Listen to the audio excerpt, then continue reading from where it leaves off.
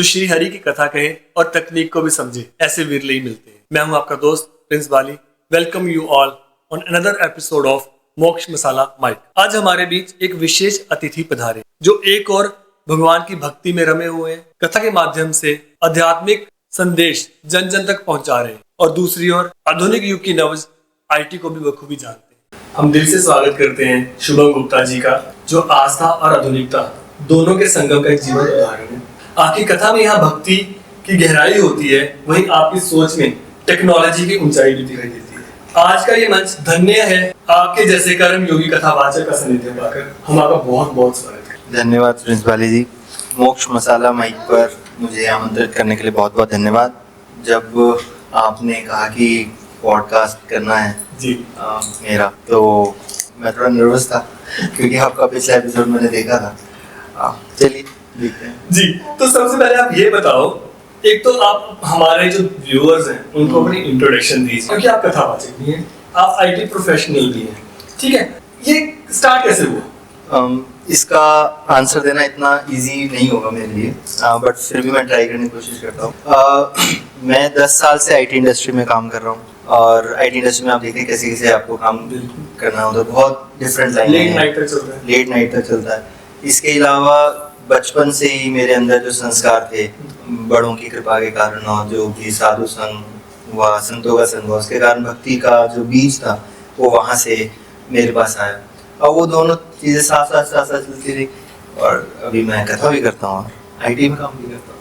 अच्छा, आपने पहली बार कब महसूस किया कि आपको कथा वाचन में इंटरेस्ट है? इसका जवाब देना मेरे लिए थोड़ा सा कठिन है, क्योंकि मेरे पूर्व जन्म के संस्कार कह लीजिए, फिर इस जन्म में भी माता पिता का पूरा सहयोग, सपोर्ट, और पूरे फैमिली में भी इस बात का सपोर्ट था। फिर सत्संग और गुरुजनों का, उनकी कृपा, उनका मार्गदर्शन। मैं जब 8वीं कक्षा में था तब से, इफ आई कैन रिकॉल, तब से मैं कथा सुन रहा हूँ, और आज मैं 31 साल का हूँ।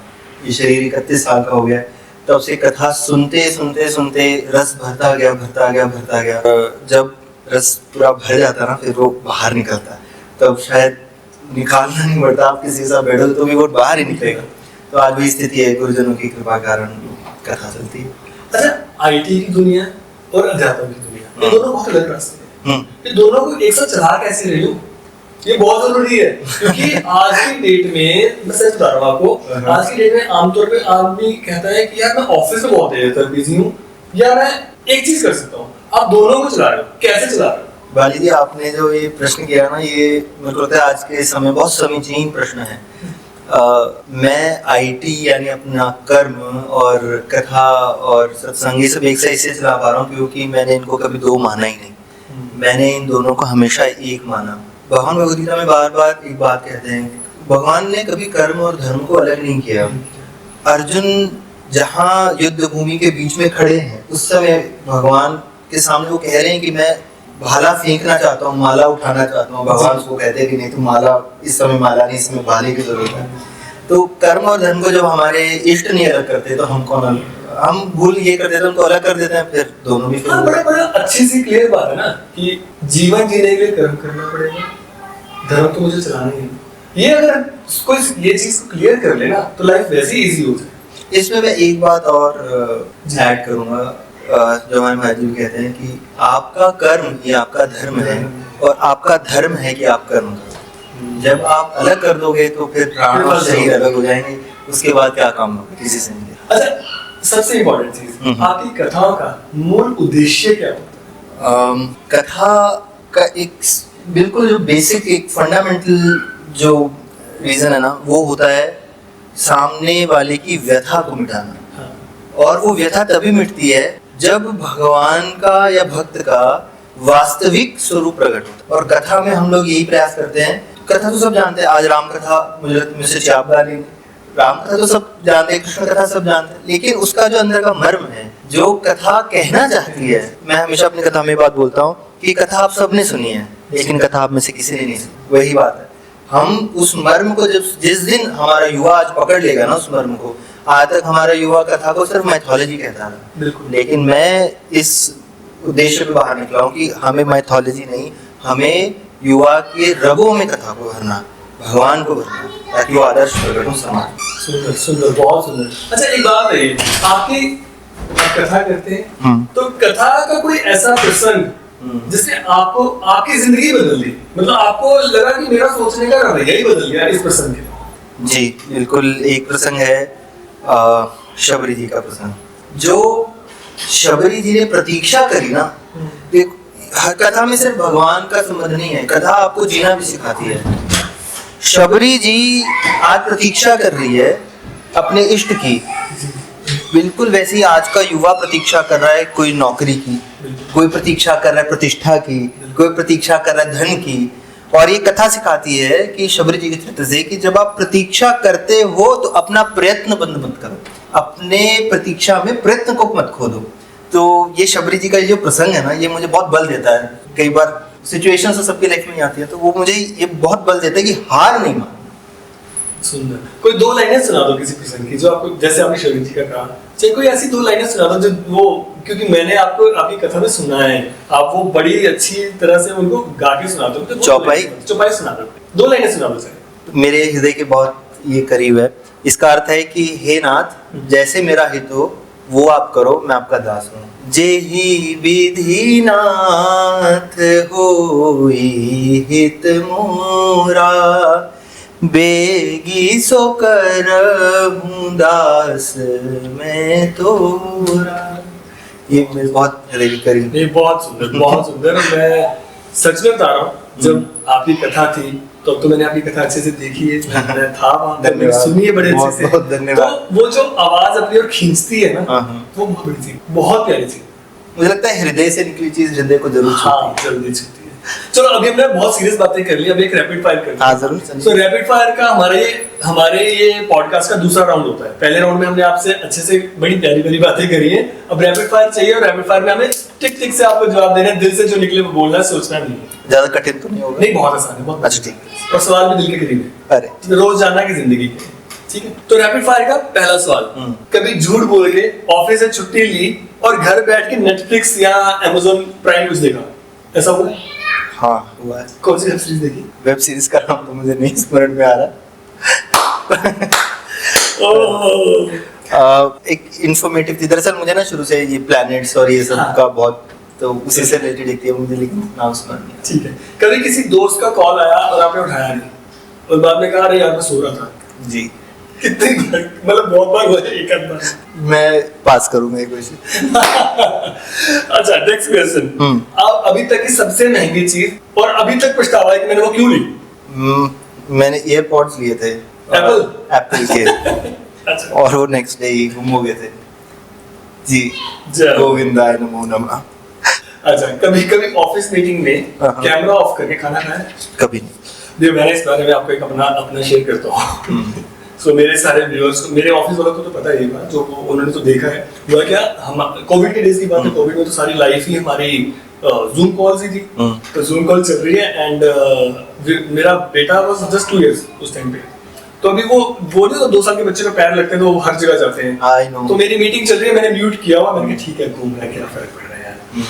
अच्छा मुझे प्यास लगी, बिकॉज कोविड में जो लॉकडाउन था वो जून जुलाई की बात आपको याद होगा, तो मैं जून मंथ में था, मैं कह रहा जाके पानी लेके आता हूँ। कैमरा ऑफ था, म्यूट पे है वो सब, and it was some US clients and all that, बढ़िया चल रहा है।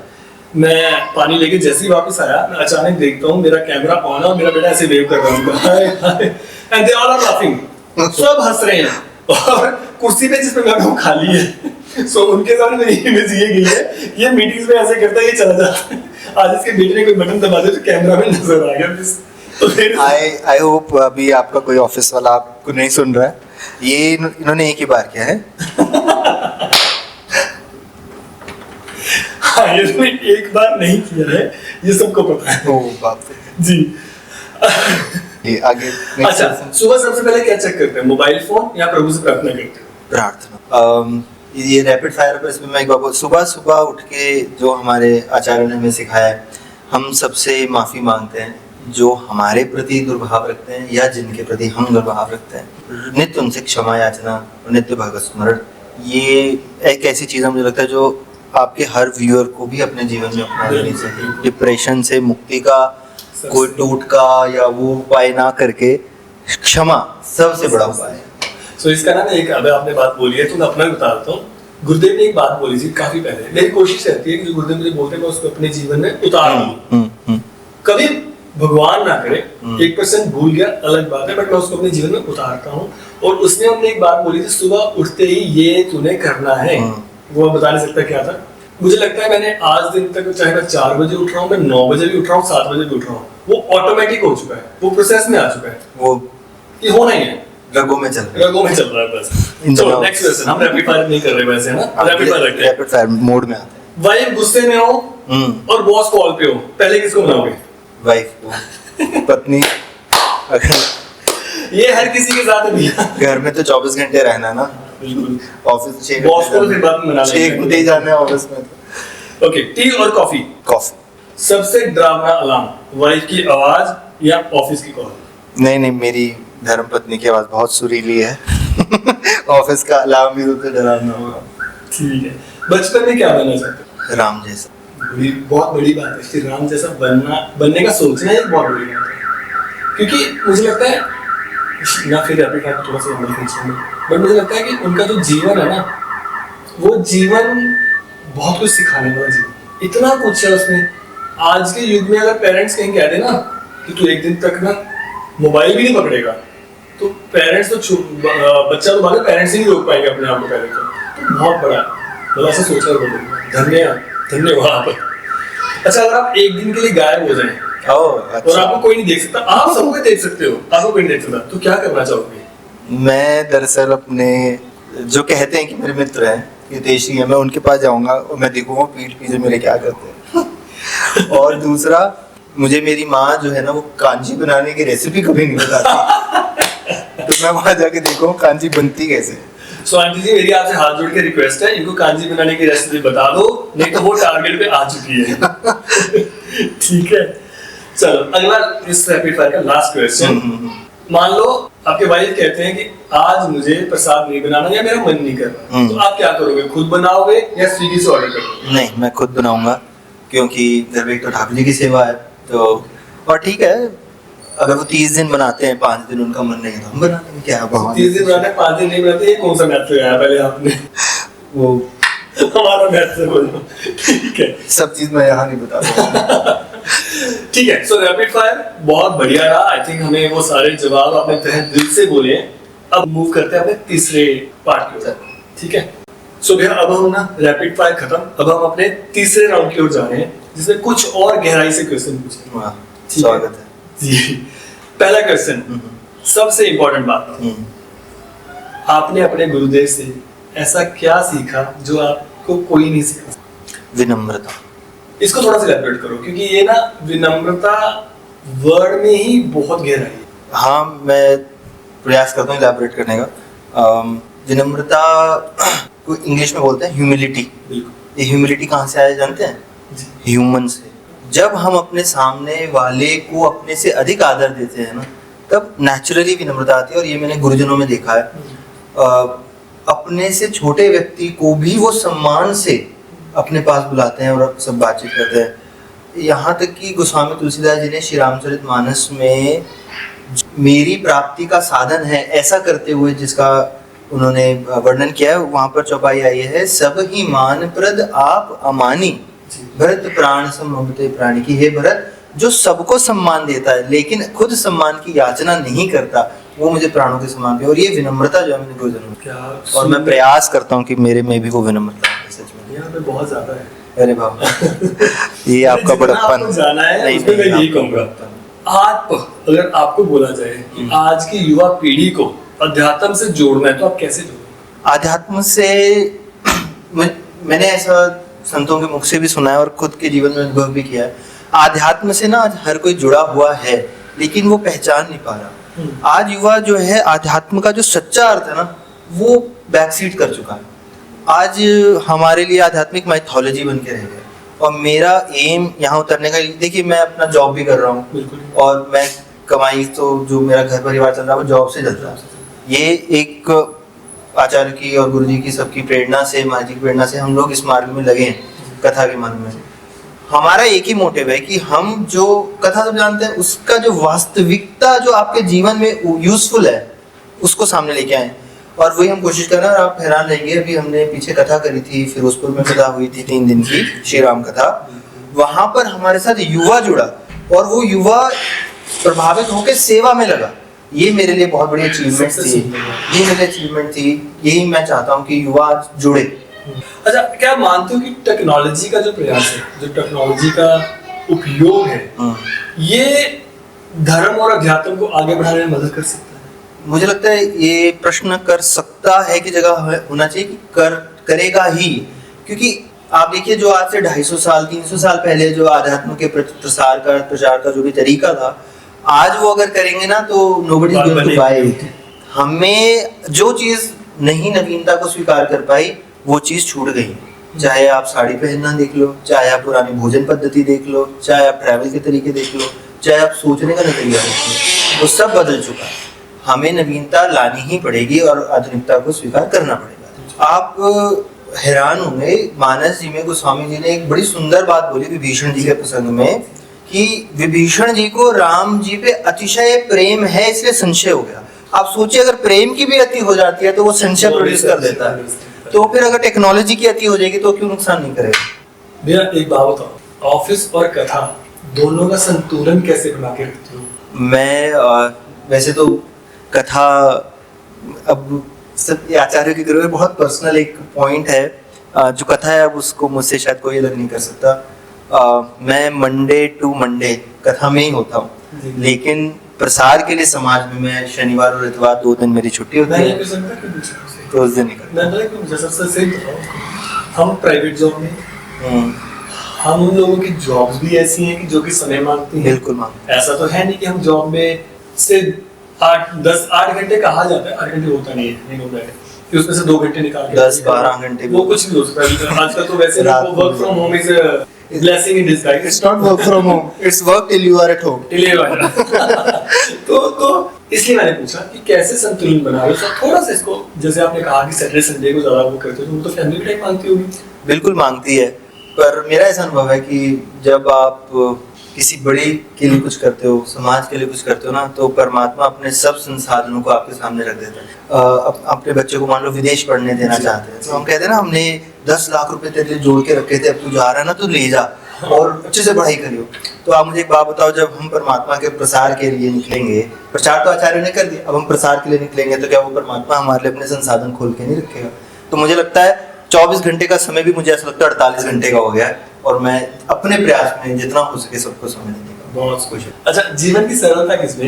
ये ना मुझे किसी ने मुझसे पूछा था, तो मैं आपसे पूछ रहा हूँ कि जीवन की सरलता किसमें है? वैसे सरलता का अर्थ होता है सरल। सीता, राम, लक्ष्मण। अरे जिसमें सोचा ही नहीं कभी जी। जिसमें सीता, राम, लक्ष्मण हैं, वही सरल हो सकता है, और जो सरल है उसमें सीता, राम, लक्ष्मण हैं। इससे मेरे को लगता है अच्छी परिभाषा मैंने अनुभव में नहीं लाई आज तक सरल। मेरे पास ना वो लफ्ज ही नहीं रहे इस बात को, क्योंकि बड़ा आसानी से समझा दिया। अच्छा, जब आपने ये कहा पेरेंट्स को या फ्रेंड्स को कि मुझे कथावाचन में उतरना है, मुझे ये करना है, उनके एक्सप्रेशंस क्या थे या उनके क्या वर्ड्स थे उस टाइम? आपको कैसे रिएक्शन क्या थे उनके? बेसिकली दरअसल जब ये चला कि कथावाचन की तरफ बढ़ना है, कथा को कहना है, तो जब महाराज जी का आदेश हो कि कथा कहनी है, तो उसके बाद मैंने किसी से पूछा नहीं, जो सच्चाई है वो तो यही है। उसके बाद सिर्फ बताया।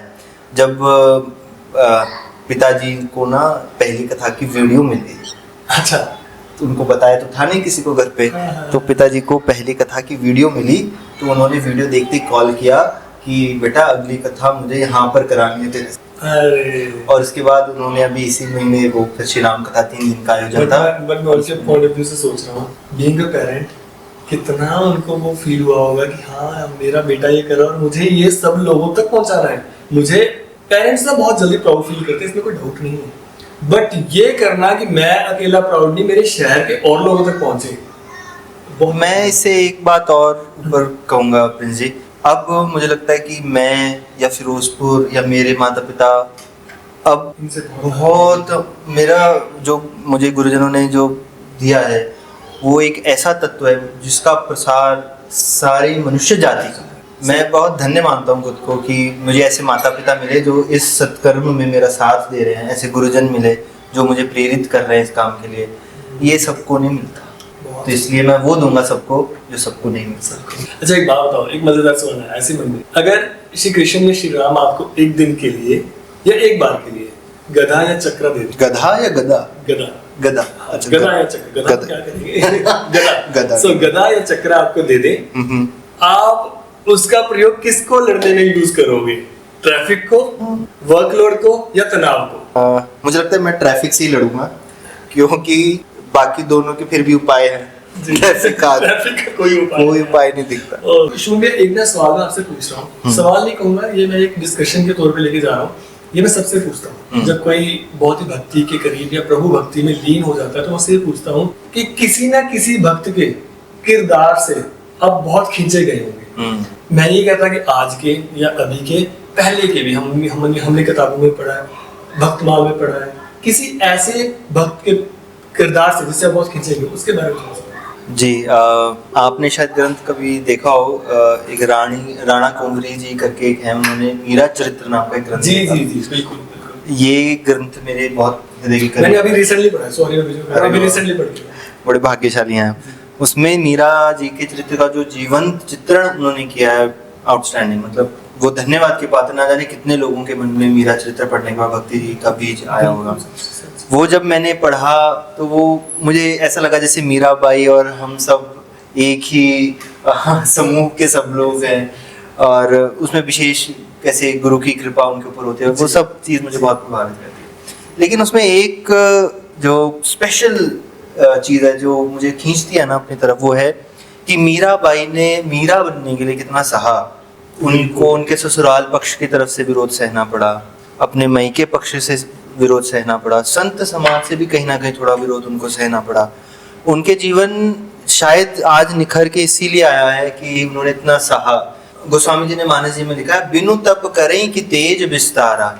जब तक तप नहीं होगा तब तक तेज का विस्तार नहीं होता। और वो मीरा जी के चरित्र में मैंने बिल्कुल, मुझे महसूस हुआ वो चीज। आप देखिए, मीराबाई को मारने का प्रयास किया गया, उनके ऊपर क्या क्या लांछन नहीं लगाए गए, उनके पति के जाने के बाद भी उनको बहुत बोला गया।